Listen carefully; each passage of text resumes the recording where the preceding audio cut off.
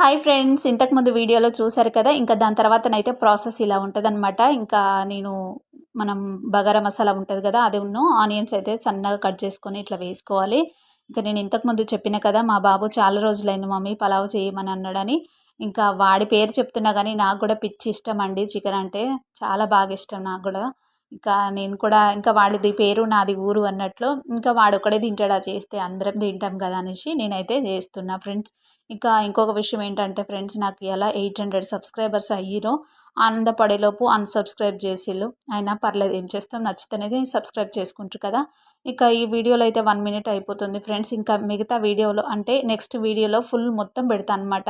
Please ఈ video చూసిన తర్వాతకి అది కూడా చూడండి. లైక్ చేయండి, కామెంట్ చేయండి.